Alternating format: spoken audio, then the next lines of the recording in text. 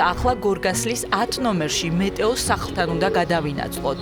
ამ შენობის ზედა ნაწილში ბიჭუნას ორი ქანდაკებაა, რომლებიც სალამურზე უკრავენ. აქ მოგიყვებიან ბიჭუნების უკან დამონტაჟებულ ავსტრიულ მექანიზმსა და მელოდიებზე, რომლებიც გადმოცემის თანახმად ქანდაკებებისგან ისმოდა.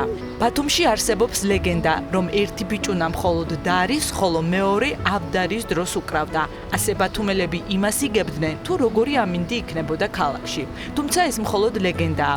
აქ არც ავსტრიული მექანიზმის კვალი უნახავს ვინმეს და არც ბიჭუნების მიერ აჟღერებული მელოდიები მოусმენია.